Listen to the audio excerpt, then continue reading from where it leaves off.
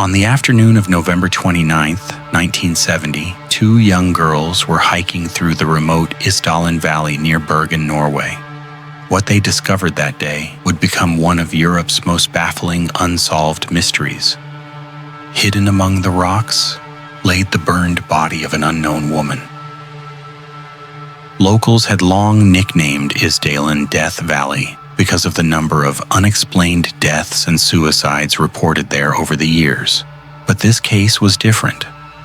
As police examined the scene, they immediately realized that something about the woman's death didn't add up. The woman's body had been badly burned, making identification extremely difficult. Nearby investigators found a broken umbrella, rubber boots, fragments of clothing, and an empty liquor bottle.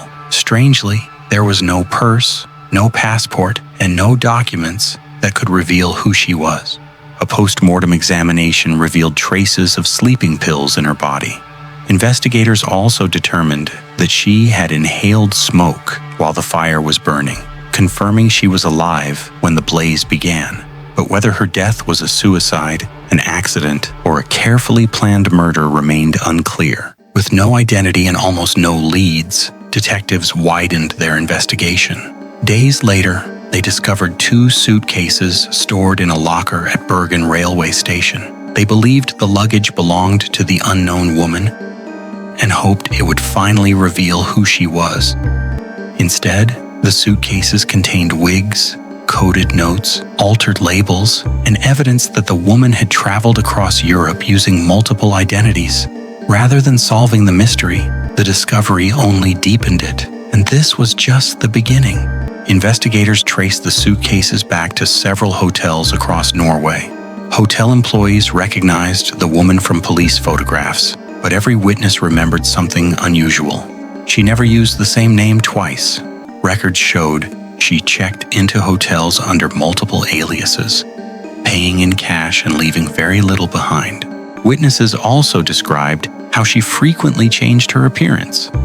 Sometimes she had dark hair. On other occasions, she appeared with lighter hair or a completely different hairstyle. The wigs found inside the suitcases suddenly made sense. It seemed she was deliberately avoiding recognition wherever she traveled. Then investigators turned their attention to the notebook. Its pages were filled with strange combinations of letters, numbers, and symbols. At first, they appeared meaningless, but after careful analysis, detectives realized the notebook wasn't random at all. It was a coded record of her movements. When police decoded the notebook, they discovered the woman had traveled extensively across Europe. Her journey included cities throughout Norway, as well as Belgium, France, Germany, and Switzerland. Yet every new clue only created more questions than answers. Witnesses recalled several unusual habits. She often observed her surroundings before entering public places and sometimes requested different hotel rooms after checking in. Staff members described her as polite and well-dressed, but also unusually cautious and private. Her behavior stood out, even years later. As investigators pieced together the evidence, speculation began to grow. Could she have been working for an intelligence agency during the Cold War? Was she secretly transporting information across Europe? No evidence conclusively proved these theories, but they quickly became part of the mystery surrounding the Isdal Woman. Months of investigation had uncovered disguises, coded notes, false identities, and mysterious journeys across Europe. But detectives still couldn't answer the most important question: who was the Isdal Woman? And more importantly, why did someone go to such extraordinary lengths to erase every trace of her identity? For more than 50 years, investigators, journalists, historians, and amateur detectives have all searched for the same answer. Who was the Isdal Woman? Despite decades of investigation, no one has been able to conclusively identify her or explain exactly what happened in Isdalen Valley. One of the most widely discussed theories is that she may have been involved in espionage during the Cold War. At the time, Europe was divided by political tension, and intelligence agencies frequently relied on false identities, coded communications, and discreet international travel. To some investigators, several pieces of evidence appeared consistent with that possibility.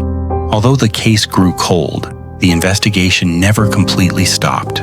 Decades later, advances in forensic science gave investigators another opportunity to examine the evidence using modern technology. Modern DNA analysis and isotope testing revealed new clues about the woman's background.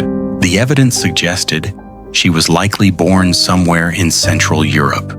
But even with today's technology, investigators still couldn't discover her true identity. More than half a century has passed, yet the same questions remain. Who was she? Why was she traveling across Europe, using multiple identities? And what really happened in Isdalen Valley that November day in 1970? Perhaps the truth disappeared with the people who knew it, or perhaps one missing piece of evidence is still waiting to be found. Until that day comes, the Isdal Woman remains one of Europe's greatest unsolved mysteries.